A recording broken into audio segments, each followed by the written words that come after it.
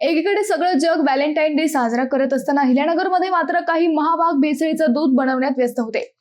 14 फेब्रुवारीला नगरच्या स्थानिक गुन्हे शाखेनं जामखेड तालुक्यातील फकराबाद इथे छापा टाकला आणि दूध ग्राहकांचे खाडकन डोळे उघडले। पॅराफिन ऑइल, 9.5 केमिकल आणि दूध फ्लेवर पावडर अशा अत्यंत घातक मिश्रणापासून दूध तयार केलं जात होतं। गाईच्या गोठ्यातच हा काळा धंदा सुरू होता। हे सगळं मिश्रण मानवी आरोग्यास अत्यंत अपायकारक होतं। हृदयविकार, कॅन्सर असे गंभीर आजार या मिश्रणातून होत होते। नगर जिल्ह्यात अगदी घातक कृत्रिम दूध बनवले जात असल्याचे त्यावेळी केलेल्या कारवाईत समोर आले होते। या गंभीर गुन्ह्याचा तपास तत्कालीन पोलीस अधीक्षक सोमनाथ घारगे यांच्या आदेशानुसार स्थानिक गुन्हे शाखेकडे सोपवण्यात आला। त्यावेळेचे पोलीस निरीक्षक किरण कुमार कबाडी व पोलीस उपनिरीक्षक समीर अभंग यांच्याकडे हा तपास होता। सुरुवातीला एलसीबीने धडाडीने कारवाई करत तब्बल 41 संशयित शोधले, परंतु गेल्या 4 महिन्यात फक्त 7 जणांनाच अटक केली। बाकीचे एलसीबीला सापडलेच नाहीत। 850 पाणी दोषारोपपत्र जामखेड न्यायालयात एलसीबीने दिल्याचा कांगावा केला गेला, परंतु तरीही 7 पैकी 4 जणांना जामीन मिळाला। उरलेले 34 संशयित कबाडी व अभंग यांना कधीच सापडले नाहीत। एकीकडे कानून के हात लंबे होते हे म्हणायचं आणि 120 दिवसात आरोपींना अभय द्यायचा, ये बात कुछ हजम नहीं हुई। दाल में कुछ काला था या पूरी दाल ही काली थी, हे समोर यावं हीच नगरकरांची भोळी भाबडी अपेक्षा आहे। याच एलसीबी बाबत तक्रारी वाढल्यावर नव्या एसपीनी एलसीबीचे कारभारी बदलले। नवे प्रभारी संतोष मुटकुळे यांनी पहिल्याच दिवशी दूध भेसळ प्रकरणातील 7 संशयित पकडले। पदभार घेऊन जे नव्या पीआयला जमलं ते जुन्या पीआय आणि पीएसआयला 4 महिन्यातही का जमलं नाही हा प्रश्न आहे। असो, बनावट दुधाचा हा तपास तरी किमान निर्भळ व्हावा एवढीच अपेक्षा आहे। 4 महिन्यापूर्वीच्या भेसळखोरांच्या मुसक्या आवल्या असत्या तर आज दूध संकलनाची जी आकडेवारी आहे ती फुगली नसती। गेल्या वर्षभरात नगर जिल्ह्यात तब्बल 4 लाख लिटर दूध संकलन वाढलं। जनावरं तेवढीच, चाराही तेवढाच। मग हे 4 लाख लिटर दूध कसं वाढलं हाही प्रश्न आहे। नगरच्या पांढऱ्या दुधाचा हाच काळा धंदा आज आपण समजून घेणार आहोत।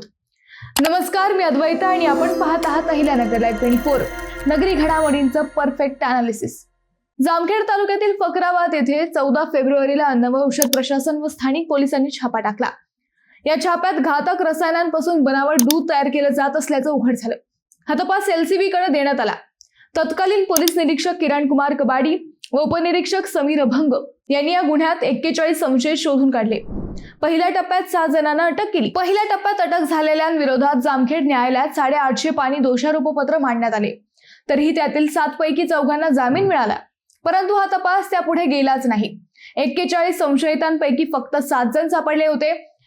गेल्या 4 महिन्यात फरार असलेले 34 जण एलसीबीला का सापडले नाहीत ही शंका अजूनही आहेच। 4 महिने हा तपास का रखडला हे सामान्यांना समजले नाही। तपासी अधिकाऱ्यांनी संशयितांसोबतचे कोणते संबंध जोपासले हे शेवटपर्यंत समजले नाही। अखेर काही सजग नागरिकांनी एलसीबीच्या या तपासाविरोधात तक्रार केल्या, परंतु तरीही काहीच झाले नाही। फक्त काही दिवस चर्चा होऊन हा तपास पुन्हा थंड बस्त्यात गेला। अखेर नवे एसपी मुमक्का सुदर्शन यांनी हे प्रकरण गांभीर्याने घेतलं। पहिल्यांदा एलसीबीचे कारभारी बदलले गेले, त्यानंतर नव्या अधिकाऱ्यांना नव्यानं हा तपास करण्याचे आदेश दिले। नव्या अधिकाऱ्यांनी पदभार स्वीकारल्यावर अवघ्या 12 तासात आणखी 7 आरोपी शोधून काढले। हरिदास एकनाथ गोपाळ घरे, वय 34, राहणार नागोबाळची वाडी, तालुका जामखेड। सद्दाम कमरुद्दीन शेख, वय 29, राहणार उंबरे, तालुका राहुरी। चंद्रकांत अण्णा बर्डे, वय 36, राहणार उंबरे, तालुका राहुरी। महेश तुकाराम मोकाटे, वय 25, राहणार इमामपूर, तालुका अहिल्यानगर। लक्ष्मण पोपट करंजुले, वय 31, राहणार पाडळी, रांजणगाव, तालुका पारनेर। किशोर काशीनाथ पुंड, वय 46, राहणार भोकर, तालुका श्रीरामपूर आणि सर्जेराव काशीनाथ मसे, वय 45, राहणार शिलेगाव, तालुका राहुरी अशा 7 संशयितांना अटक केली। या नव्या कारवाईनंतर या प्रकरणातील अटक झालेल्या संशयित आरोपींची संख्या 14 वर पोहोचली आहे। अजूनही 27 संशयित फरार आहेत। त्यांना अटकपूर्व जामीन मिळालेला नसल्याची माहिती आहे। त्यामुळे येत्या काळात आणखी अटक सत्र सुरू होण्याची शक्यता व्यक्त केली जात आहे। आणखी संशयित आरोपींची वाढ होण्याची शक्यता पोलिसांनी व्यक्त केली आहे। फरार आरोपींपैकी अनेक नावे ही बड्या राजकीय नेत्यांच्या बगलबच्च्यांची आहेत। त्यामुळे हा तपास थेट राज्य पातळीवरून व्हावा अशी ही मागणी होत आहे। आता हे झालं तपासाचं, परंतु आणखी एक धक्कादायक आकडेवारी काही वृत्तपत्रांनी नुकतीच प्रसिद्ध केली आहे। या आकडेवारीवरून नगरचं टेन्शन आणखी वाढलं आहे। राज्यातील दूध संकलनाचा विचार केला तर अहिल्यानगर जिल्हा हा दूध संकलनाच्या बाबतीत पहिल्या नंबरवर आहे। नगर जिल्ह्यात खासगी सहकारी दूध संस्थांच्या माध्यमातून विक्रमी 48.32 लाख लिटर दूध संकलित होते। तब्बल 48.5 लाख लिटर हा आकडा साधा नाही। सातारा, सांगली, कोल्हापूर या तिन्ही जिल्ह्यात मिळून होत नाही एवढं दूध एकटा नगर जिल्हा संकलित करतोय. या आकडेवारीचा आतापर्यंत आपल्याला अभिमान वाटायचा, परंतु आता याच आकडेवारीनं धडकी भरवली आहे. कारण जिल्ह्यातील दूध भेसळीची चर्चा आता संपूर्ण राज्यात पसरली आहे. अनेक छोट्या मोठ्या सेंटर पासून मोठमोठ्या प्लांट पर्यंत या भेसळीचे धागेदोरे सापडू लागले आहेत. त्यामुळे दूध संकलनाच्या या फुगलेल्या आकडेवारीतील नेमके किती लिटर दूध भेसळीचे आहे समजणे गरजेचे आहे. पशुसंवर्धन व दुग्ध विकास विभागाच्या आकडेवारीनुसार जिल्ह्यात गेल्या वर्षी मे महिन्यापर्यंत 44 लाख लिटर दुधाचे संकलन होत होते. त्यात सहकारी दूध संस्था 6,12,000 लिटर, खासगी दूध संस्था 32,38,000 लिटर, तर जिल्हा बाहेरून नगरमध्ये 5,53,000 लिटर येत होते. आता मे 2026 मध्ये नगर जिल्ह्यातील दुधाच्या संकलनात तब्बल 4 लाख लिटरनं वाढ झाली आहे.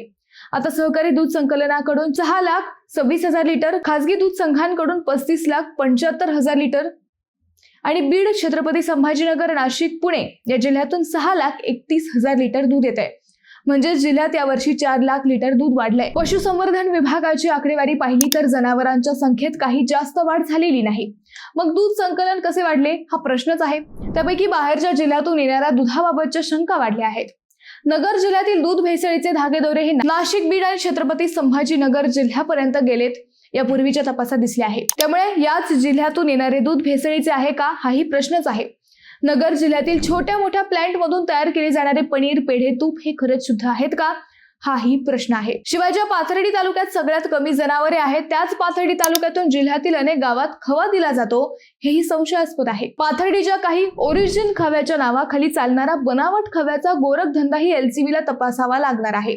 शिवाय पावडर, पनीर, श्रीखंड, दही या उपपदार्थांनाही प्रयोगशाळेत पाठवावे लागणार आहे. बनावट दुधाचा धंदा करणाऱ्या महाभागांमुळे खऱ्या शेतकऱ्यांच्या दुधाला भाव मिळत नाही ही वस्तुस्थिती आहे. बाजारात येणारं भेसळीचं दूध थांबलं तर शेतकऱ्यांच्या दुधाला नक्कीच 80 ते 100 रुपयांपर्यंत भाव मिळू शकतो. पण हे सगळं होईल का हाच खरा प्रश्न आहे. मित्रांनो, तुम्हाला या विषयावर काय वाटतं हे आम्हाला कमेंट करून नक्की कळवा. शिवाय व्हिडिओ आवडला असेल तर चॅनलला सबस्क्राईब करून व्हिडिओला लाईक करायला विसरू नका. पुन्हा भेटू नव्या विषयावर. तोपर्यंत धन्यवाद.